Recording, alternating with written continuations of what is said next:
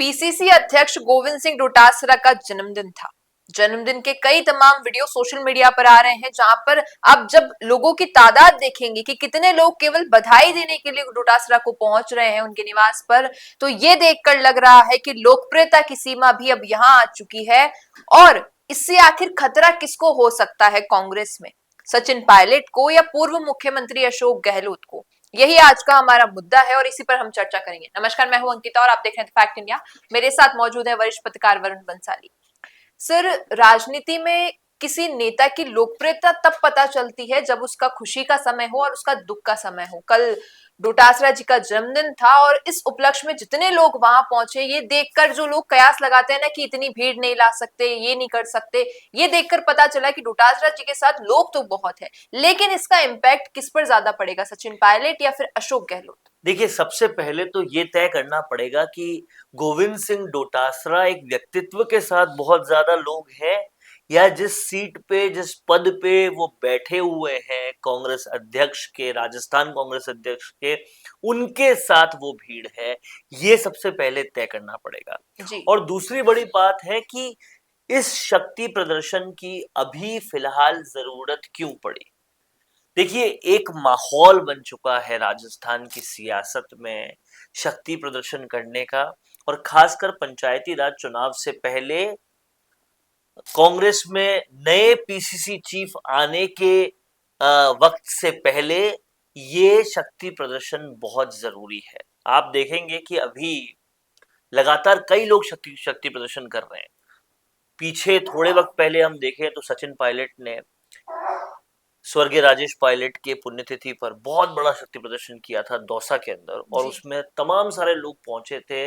और तब उसी कार्यक्रम के इनविटेशन के लिए सचिन पायलट पूर्व मुख्यमंत्री गहलोत के पास भी गए थे, और गहलोत भी उस कार्यक्रम में आए थे, और भयंकर भीड़ उस कार्यक्रम में थी। तो वो था सचिन पायलट का शक्ति प्रदर्शन। हनुमान बेनीवाल ने एसआई भर्ती के लिए जो एक बड़ा कार्यक्रम किया, उसमें 2 लाख से ज्यादा लोग आए, वो उनका शक्ति प्रदर्शन था।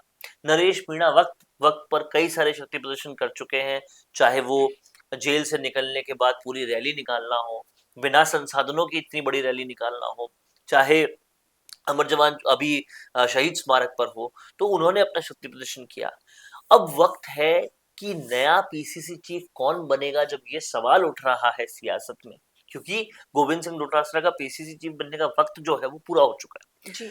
अभी वो एक्सटेंशन पे चल रहे हैं। तो अब क्या उन्हें रिपीट किया जाएगा या नया पीसीसी चीफ आएगा, ये सोच जब आलाकमान के अंदर है, उसी वक्त ये शक्ति प्रदर्शन करना बहुत इंपॉर्टेंट है। क्योंकि कहीं ना कहीं सबसे पहले गोविंद सिंह डोटासरा का अभी लक्ष्य है कि वो रिपीट कर जाए एज अ पीसीसी चीफ, और उसके बाद मुख्यमंत्री बनने का लक्ष्य भी उनका है। क्योंकि समय समय पर कई बार देखा गया है कि डोटासरा ने इस बात को गाहे बगाहे जाहिर किया है कि जाट मुख्यमंत्री अगर पहला बनेगा कोई राजस्थान में, तो वो बनेंगे। अलग अलग तरीके से जाहिर किया, कहकर नहीं तो कई तरीकों से, समर्थकों के जरिए, अलग अलग तरीकों से। तो इसलिए ये शक्ति प्रदर्शन जरूरी था। लेकिन सवाल फिर वही है जिससे हमने शुरुआत की थी, कि क्या ये भीड़ एक व्यक्तित्व के लिए आई है, या फिर एक कुर्सी के लिए, एक पद के लिए आई है, क्योंकि जी। वो अभी आसीन है प्रदेशाध्यक्ष के पद पर। इसलिए तो वो कहीं इतनी भीड़ नहीं आई, ये सवाल हर जगह बन रहा है। तो इसका जवाब ये है कि भीड़ दोनों तरफ की है। जी। हर जिले से लोगों का आना, जोधपुर से भी लोग आए, तो आदिवासी इलाकों से भी लोग आए, तो सीकर से भी लोग आए, हर जिलों से लोगों का आना ये बताता है कि वो उस पद के रिस्पेक्ट में पहुंचे हैं, ना कि केवल व्यक्तित्व के रिस्पेक्ट पर। क्योंकि देखा जाए तो शेखावटी से और सीकर से उतने ज्यादा लोग नहीं थे जितने बाकी सब इलाकों से आए हैं। तो इससे पता चलता है कि अभी तो पद को सलाम है, पद को नमस्कार है, ना कि केवल गोविंद सिंह डोटासरा को। लेकिन जो भी हो, गोविंद सिंह डोटासरा ने साबित किया है कि कहीं ना कहीं भीड़ उनके भी साथ है, चाहे कैसे भी हो। और उसी भीड़ के साथ कल कांग्रेस के वॉर रूम में उन्होंने बहुत सारे तंज भी कसे, बहुत सारी बातें भी कही, वो भी कहीं ना कहीं अभी वायरल हो रही है, लोग उसे भी देख रहे हैं। तो गोविंद सिंह डोटासरा एक बार फिर से चर्चा में इन सब चीजों के वजह से आने लगे, पॉजिटिव चर्चा में आने लगे, नहीं तो इससे पहले पेपर लीक और एसआई भर्ती इन सब चीजों को लेकर वो नेगेटिव चर्चा में थे। वहीं सर आपने जिक्र किया कि शायद ये जो शक्ति प्रदर्शन है ये केवल उस पद के लिए है, तो ये बात भी राजनीति में चल रही है कि पीसीसी का अध्यक्ष शायद अब सचिन पायलट को बना दिया जाएगा। इस पर आपका क्या ओपिनियन है? देखिए, दोनों के समर्थक हैं और सब ये चाहते हैं, दोनों के समर्थक चाहते हैं कि उनका नेता पीसीसी चीफ बने, लेकिन अगर आलाकमान फैक्ट्स को देखे, इस बात को देखे कि किसका कार्यकाल कितना असरदार रहा था। जी जब केवल 22 सीटों पर आके सिमट चुकी थी कांग्रेस, तब सचिन पायलट को दिया गया था पीसीसी चीफ का कमान, और वहां से सरकार बनाने तक का काम सचिन पायलट ने किया। और याद है अभी भी सबको कि किस तरह से मोटिवेट किया हर कार्यकर्ता को, गांव गांव गली गली वो गए और किस तरीके से उन्होंने वसुंधरा राजे सरकार की नाक में नकेल कसी थी, कितने आंदोलन किए थे, कितने प्रदर्शन किए थे, ये सबको याद है। कैसे सारे कार्यकर्ता एक हो गए थे, कैसे हजारों कार्यकर्ताओं की भीड़ सड़कों पर दिखाई देती थी। कांग्रेस का सड़कों पे संघर्ष असल में उसी कार्यकाल में दिखाई दिया था। जी तो इस बात को आलाकमान जानती भी है, देखती भी है, समझती भी है। वहीं गोविंद सिंह डोटासरा को ये पदभार कब मिला? वो तब मिला जब सरकार ऑलरेडी कांग्रेस की थी, जी और सरकार कांग्रेस की थी, गहलोत पायलट में बहुत बड़ा विवाद हो गया था, तब उनको ये पदभार मिला। और उसके बाद से संगठन में एकता आने में कितना वक्त लगा ये भी सबको पता है।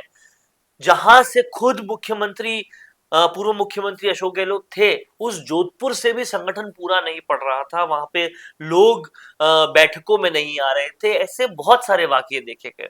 तो कितना काम गोविंद सिंह डोटासरा ने किया, क्या उनके खाते में आया? उनके खातों में जीत की फहरिस्त में दो ही चीजें बताई जाती है। पहली, कि सरकार होने के बावजूद उसकी अगली बार 70 से ज्यादा सीटें आई।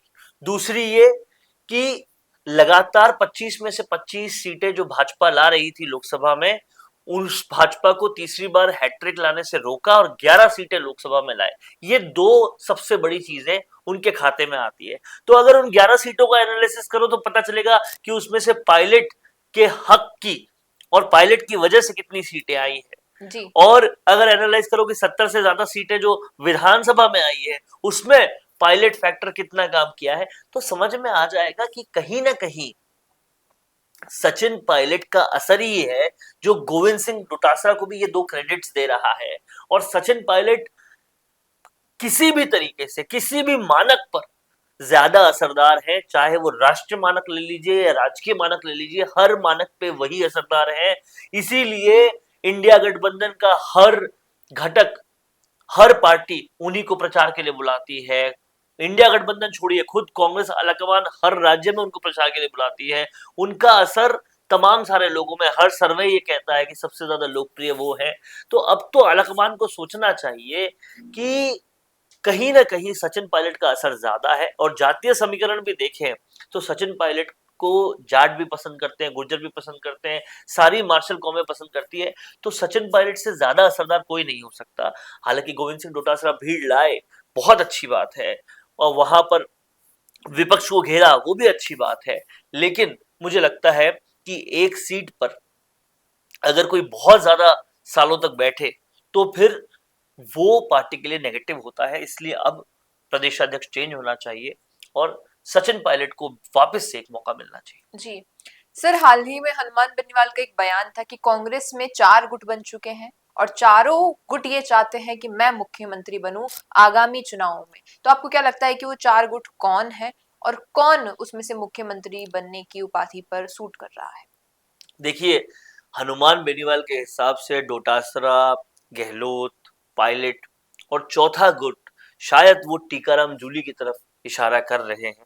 लेकिन सवाल ये है कि गुट चाहे कितने भी बन जाए, कांग्रेस की सरकार लाने की मादा किसमें है?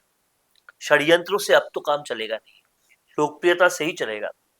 सारी कौमों में स्वीकार्यता किसकी है, ये समझने निकलेंगे तो पायलट का नाम निश्चित तौर पे सबसे ऊपर आएगा, और वही कहीं ना कहीं मुख्यमंत्री बनने के अब लायक है। जी वही हाल ही में जब अशोक गहलोत और सचिन पायलट का आपने अभी जिक्र भी किया, उनके पिताजी की जो पुण्यतिथि थी, उस पर जब इनविटेशन देने गहलोत के पास गए थे, तब वो जो तस्वीरें आई, इस पर जनता कयास लगा रही थी कि दुश्मनी थी, अब दोस्ती बदल गई क्या। तब सचिन पायलट ने इस पर कहा कि 2028 के जो चुनाव है, तब हमें कांग्रेस को लाना है, इसलिए हम ये सारी जो गुटबाजी है, इन पर कोई एग्रीमेंट नहीं रख रहे हैं, हम सब एकजुट होंगे और एकजुट होंगे तभी कांग्रेस की सरकार आएगी। इस पर आप क्या कहेंगे? देखिए, सचिन पायलट का हमेशा से कांग्रेस के प्रति एक पॉजिटिव रुख अपनाना और अंदर से भी कांग्रेस के लिए काम करना, किसी भी तरह से कांग्रेस सरकार आए उसके लिए ही आगे बढ़ना, ये सचिन पायलट की हमेशा से सोच रही है। दीमक की तरह पार्टी को खुरेदने और खाने की सोच उनकी कभी भी नहीं रही। जिस तरीके से पूर्व मुख्यमंत्री अशोक गहलोत ने षड्यंत्र को हमेशा पनपाया है, कुछ भी हो जाए, सरकार में चीफ मिनिस्टर पद पे आने के लिए और सचिन पायलट को हराने के लिए कांग्रेस को निस्तो नाबूद भी करना पड़े तो कर देंगे। लेकिन पायलट ऐसे नहीं है। पायलट ने पहले कांग्रेस को रखा, उसके बाद में अपने कार्यकर्ताओं को रखा, अपने समर्थकों को रखा और उसके बाद में अपने आप को रखा। ये एक बेसिक अंतर है। तो मुझे लगता है कि सचिन पायलट ने जिस तरीके से कांग्रेस को बार बार लगातार हर बार अपने निष्ठा का एक प्रदर्शन किया है, अब कहीं ना कहीं आलाकमान को समझना चाहिए। और अगर पूरी कमान उनको दे दी गई, आज के दिन भी प्रदेशाध्यक्ष पद पर, तो मैं बता रहा हूं सड़क का संघर्ष क्या होता है, ये सबको, रालोपा को, नरेश मीणा को, राजकुमार रोत को समझा देंगे पायलट। लेकिन अभी शायद वो रुके हुए इसीलिए हैं क्योंकि अभी कुछ भी किया तो फिर क्रेडिट डोटासरा ही ले जाएंगे। बिल्कुल।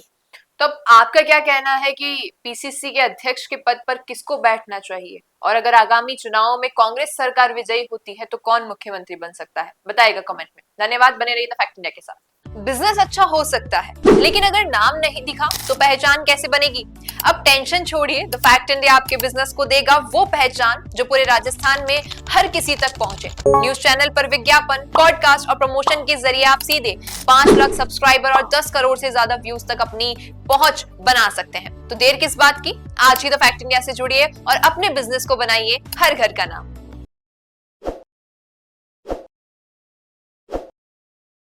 ताज़ा खबरों के लिए विजिट करें द फैक्ट इंडिया की वेबसाइट और डाउनलोड करें द फैक्ट इंडिया ऐप।